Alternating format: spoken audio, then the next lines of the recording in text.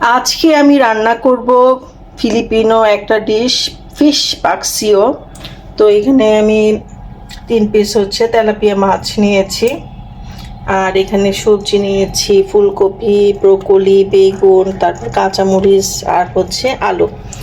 আর এই পাশে নিয়েছি পেঁয়াজ, আদা, রসুন আর টমেটো। এগুলো কেটে নিয়েছি। আর এই যে মাছটা ফ্রাই করে নেব, একটু একটু ব্রাউন করে ফ্রাই করে নিব।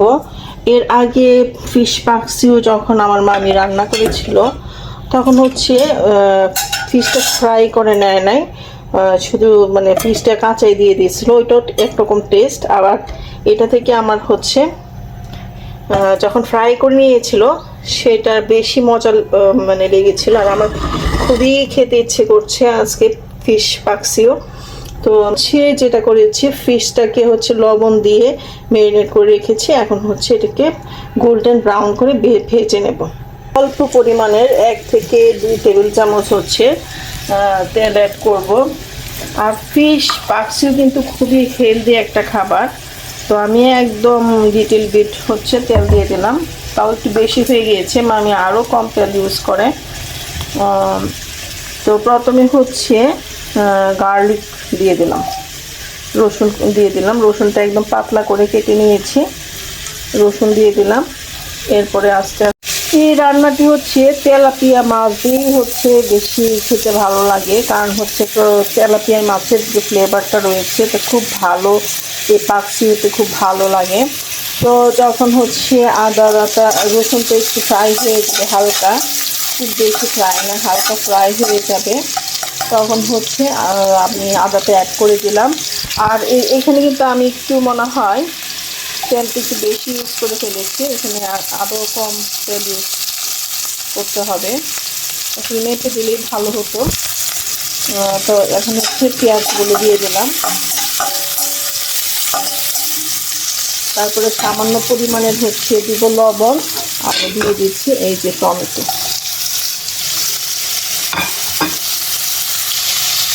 এই যে লবণটা অ্যাড করে দিলাম। এখন এটা একটু ভালোভাবে রান্না করব। এখন আমি ভেজিটেবলগুলো অ্যাড করে দিচ্ছি। এই পাকসিতে আপনি প্রচুর পরিমাণে ভেজিটেবল খেতে পারবেন, আপনার যা যা পছন্দ সব রকমের ভেজিটেবল এখানে অ্যাড করতে পারবেন। এখন আমি এই যে সবজিটা ভালোভাবে কষিয়ে নিয়ে এর মধ্যে পানি দিয়ে দিব। এই পর্যায়ে দিয়ে দিব পানি। সিদ্ধ করার জন্য যতটুকু পানি দরকার ঠিক ততটুকু পানি দিব,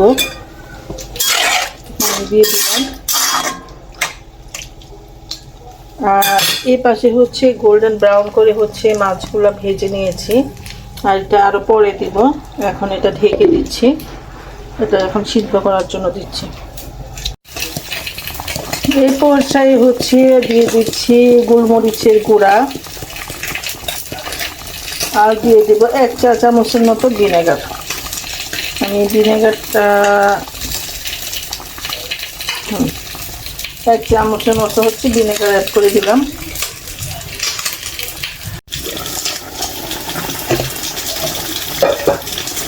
এখন মাছটা অ্যাড করে দিব।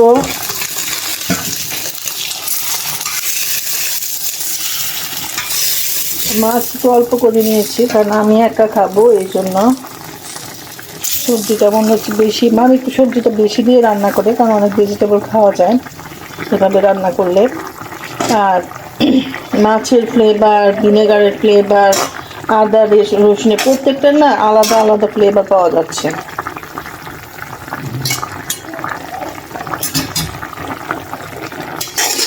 আমার কাছে মামির এই রেসিপিটা খুব ভালো লাগে, প্লাস চিকেন আদা বুয়ার একটা রেসিপি, ওইটাও খুব ভালো লাগে। আমার কাছে খুবই মজা লাগে, এই জন্য আমি আজকে রান্না করছি। আজকে মামি নাই, তাও আমি রান্না করে খাচ্ছি। মেবি মামি দেখে অনেক খুশি হবে। আর মানে আমার ভালো লাগে, সেই জন্যই রান্না করি।